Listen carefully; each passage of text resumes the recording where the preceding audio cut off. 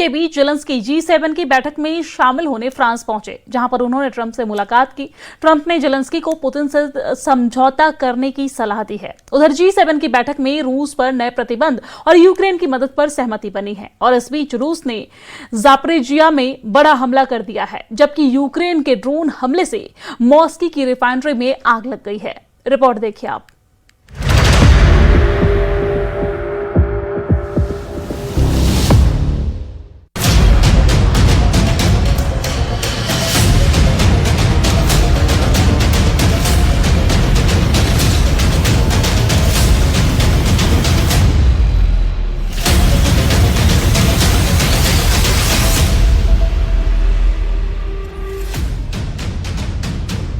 G7 की बैठक से निकली एक तस्वीर और उसी तस्वीर ने मॉस्को से लेकर कीव तक हलचल बढ़ा दी है। क्या पश्चिमी देशों ने यूक्रेन के लिए कोई नया गेम प्लान तैयार कर लिया है?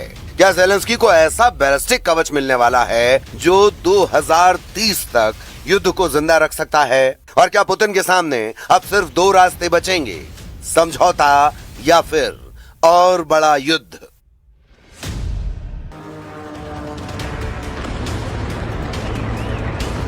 यूक्रेन के लॉन्ग रेंज ड्रोन की मार से मॉस्को में आग लगी हुई है। काले धुएं से चारों तरफ तबाही का तूफान है। ज़ापोरिजिया में रूस के मिसाइलों ने कहर बरपा दिया है। हमलों के बाद इमारतें जलने लगीं और रेस्क्यू टीम लोगों को बचाने में जुटी। उधर जंग के बीच G7 के मंच पर रूस यूक्रेन जंग पर चर्चा हो रही है। G7 के नेताओं ने यूक्रेन के एयर डिफेंस को और मजबूत बनाने पर जोर दिया है। यूरोपियन यूनियन और G7 की ताकत से क्या ज़ेलेंस्की 4 साल और जंग में टिके रह पाएंगे, या पुतिन यूरोप की मदद पहुंचने से पहले ही यूरोप पर परमाणु गोला दाग देंगे?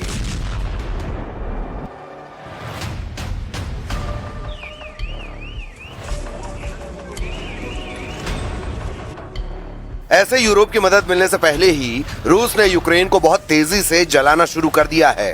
रूस के हमले से ज़ापोरिजिया में हर तरफ तबाही का मंजर है।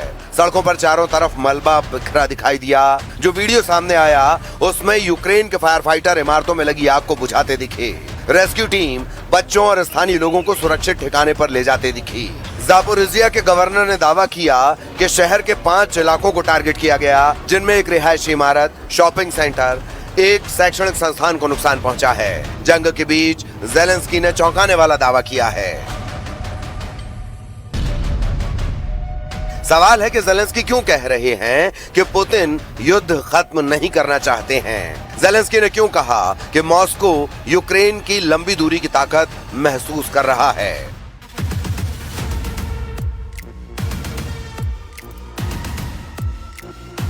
और इन दावों के साथ ही ज़ेलेंस्की ने सोशल मीडिया पर एक वीडियो शेयर किया और रूस के अंदर तक हमले की जानकारी दी। यूक्रेन का दावा है कि उनकी फोर्सेस ने मॉस्को को टारगेट किया और 500 किलोमीटर दूर एक ऑयल रिफाइनरी को निशाना बनाया गया है। ज़ेलेंस्की ने इस ऑपरेशन के लिए यूक्रेन की सुरक्षा एजेंसी, स्पेशल ऑपरेशन फोर्सेज और मिसाइल यूनिट की तारीफ की है। ज़ेलेंस्की ने कहा कि रूस को युद्ध इस दबाव का अहम हिस्सा है।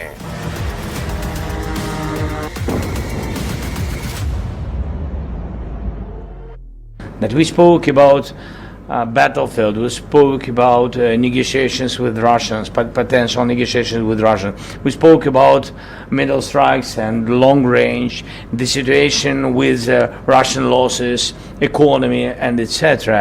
Good news, first of all, that yes, Putin has to stop this war, and I have unanimity from all the leaders and EU presidents. So we had the unanimity that Russia is not winning and losing a lot of people.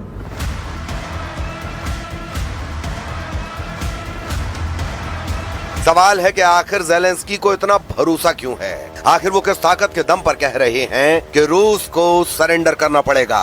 Europe की सबसे ताकतवर अर्थव्यवस्थाओं और G7 देशों से मिल रहे समर्थन ने कीव का आत्मविश्वास बढ़ा दिया है। फ्रांस में हुई बैठक के दौरान यूक्रेन की सुरक्षा को लेकर कई बड़े संकेत मिले। एयर डिफेंस से लेकर लंबी दूरी की क्षमता और सैन्य सहयोग तक पश्चिमी देश बार बार यही संदेश दे रहे हैं कि यूक्रेन को अकेला नहीं छोड़ा जाएगा।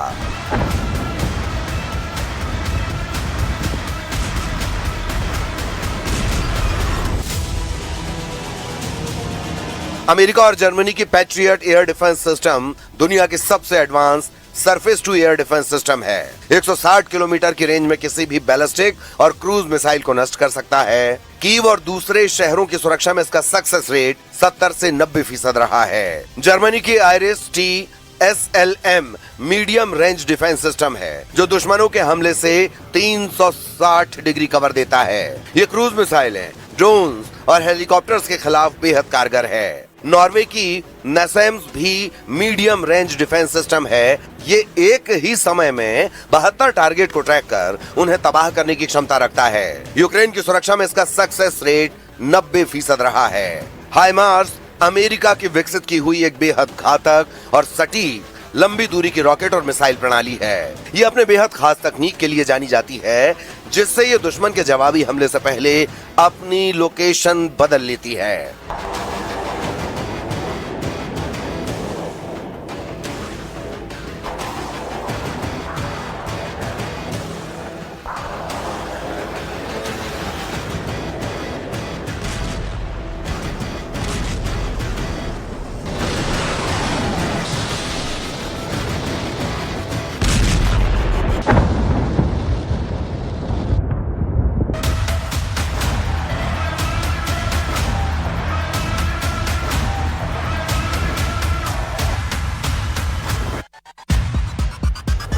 अब सवाल है कि क्या G7 की ढाल से कीव बच जाएगा? क्या यूरोप पुतिन के लिए नई दीवार खड़ी कर रहा है? लेकिन इसी के साथ क्रेमलिन का गुस्सा भी बढ़ रहा है। रूस पहले ही कई बार चेतावनी दे चुका है कि पश्चिमी हथियारों की सप्लाई सिर्फ युद्ध को लंबा करेगी। पुतिन के करीबी नेताओं को यहाँ तक चेतावनी दी है कि रूस अपनी सुरक्षा के खिलाफ किसी भी खतरे का जवाब देने के लिए हर विकल्प खुला रखेगा। क्या जंग में पुतिन कोई बड़ा सरप्राइज देने वाले हैं? क्या पुतिन यूरोप को किसी परमाणु हथियार से जवाब देंगे? रूस ने पिछले महीने ही अपनी परमाणु ताकत का ट्रेलर दिखाया है। रूस ने सबसे ताकतवर RS-28 सरमत बैलिस्टिक मिसाइल की दूसरी सफल टेस्टिंग की। इसके साथ ही जिरकॉन हाइपरसोनिक मिसाइल का भी परीक्षण किया गया। इसके साथ ही अचानक एक बड़ा परमाणु अभ्यास शुरू कर दिया जिसमें रूस ने जमीन, समुद्र और हवा में अपनी ताकत दिखाई। रूस ने इस न्यूक्लियर एक्सरसाइज को सिर्फ 72 घंटों में पूरा भी कर लिया। इसमें 64,000 सैनिक, 200 से ज्यादा मिसाइल लॉन्चर, 140 विमान, 73 युद्धपोत और 13 पनडुब्बियों ने हिस्सा लिया। रूस के पास एक से एक ताकतवर एटमी ताकत है। बुरेवेस्तनिक रूस की ऐसी परमाणु मिसाइल है जो असीमित मारक क्षमता के साथ रडार को चकमा दे सकती है। एक परीक्षण में इसने करीब 14,000 किलोमीटर की दूरी तय की थी और 15 घंटे तक हवा में रही। दावा है कि इसकी रेंज 10,000 से 20,000 किलोमीटर के बीच है। पोसाइडन रूस के विकसित एक परमाणु संचालित और परमाणु सक्षम अंडर वाटर ड्रोन है। 2 मेगाटन बारूद के साथ दुश्मन के तटीय शहरों में सुनामी जैसा कहर पैदा कर सकती है। हाल में रूस ने जिस परमाणु हथियार का परीक्षण किया है उसका नाम है RS-28। सरमत है, नेटो उसे शैतान बुलाता है। इसकी रेंज 18,000 से 35,000 किलोमीटर है और ये 10 टन पेलोड के साथ टारगेट को हिट कर सकती है। फिलहाल मॉस्को में सायरन है, जापोरिजिया में धुआं है, G7 के मंच पर रणनीति है और पूरी दुनिया की निगाहें इस सवाल पर टिकी हैं, क्या ये जंग खत्म होने की तरफ बढ़ रही है या फिर दुनिया एक ऐसे जंग में एंटर कर चुकी है जिसका अंत अभी बहुत दूर है। Us also to help more with the banking systems or with banking system of Russia and also about military sector of Russia, which also works not only in Russia. Yes, they have some representatives abroad, so we need to close it using sanctions and also political pressure on Russia. And I think that President Trump can do it, or maybe only him. लेकिन जंग का फैसला सिर्फ मिसाइलों और drone से नहीं होगा। ज़ेलेंस्की अब पुतिन के खिलाफ एक और मोर्चा खोलना चाहते हैं, आर्थिक और कूटनीतिक दबाव का मोर्चा।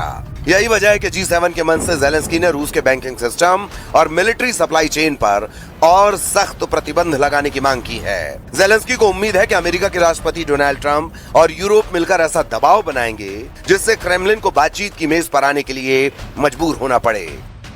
क्या ट्रंप बनेंगे जंग रोकने के सबसे बड़े खिलाड़ी? क्या रूस की अर्थव्यवस्था पर होगा नया हमला? लेकिन सवाल यह भी है कि क्या सिर्फ प्रतिबंधों से पुतिन झुक जाएंगे? क्योंकि पिछले 4 साल में रूस ने पश्चिमी प्रतिबंधों के बावजूद अपनी युद्ध मशीन को चालू रखा है। एशिया और मध्य पूर्व के कई देशों के साथ बढ़ते व्यापार और वैकल्पिक रास्तों ने मॉस्को को पूरी तरह टूटने नहीं दिया है। ऐसे में आर्थिक जंग भी उतनी ही अहम हो चुकी है जितनी मिसाइलों और टैंकों की लड़ाई।